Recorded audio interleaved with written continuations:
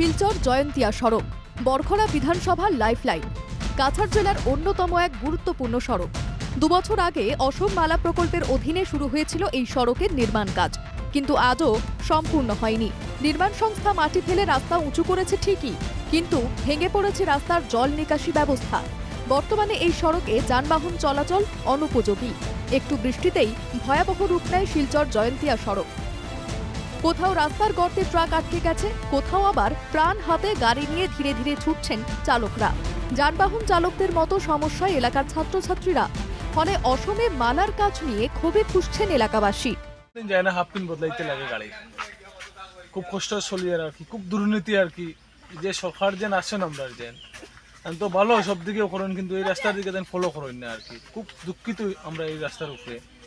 চলাচল স্কুলি বাচ্চারা গাড়ি গুড়ি লইয়া যাওয়া আওয়া করতে পারে না, খুব কষ্ট হয়। আমরাও বাচ্চা কাচ্চা লইয়া যাইতে লাগে, কোনো সময় আটিয়া তারারে ফাঁস দিতে লাগে, আমরা খালি গাড়ি ঠেলাইয়া কোনো সময় এটা খেয়ে নিতে লাগে। জলতার পর্যন্ত যতটুকু গেছে রাস্তা ওটা বন্ধ হইতে চাই আমরা।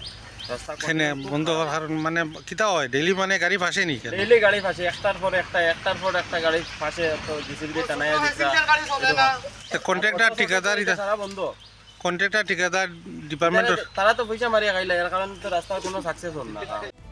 স্থানীয়দের অভিযোগ, রাস্তার অবস্থা এত শোচনীয় হওয়ার পরেও হদিশ নেই নির্মাণ সংস্থার। বিধানসভা ভোটের আগে বিধায়ক কমলাক্ষ দে পুরকায়স্থের উদ্যোগে কিছুটা কাজ শুরু হয়েছিল, কিন্তু ভোট শেষ হতেই কাজ বন্ধ হয়ে গেছে। গত কয়েকদিনের বৃষ্টিতে ভয়াবহ রূপ নিয়েছে শিলচর জয়ন্তিয়া সড়ক। রাস্তার বিভিন্ন অংশে কাদা ও গর্তে আটকে পড়েছে বহু যানবাহন। একই দৃশ্য বরখলা ত্রিমুখায়। রাস্তার মধ্যে তৈরি হয়েছে বিশাল গর্তের ফলে বিপাকে পড়তে হচ্ছে পথচারীদের। এক কথায় চরম দুর্ভোগের শিকার বরখলার মানুষ। তথাপি হেলদোল নেই প্রশাসনের। বরখলা থেকে রাজর্ষি শর্মা মজুমদারের রিপোর্ট, NK টিভি বাংলা।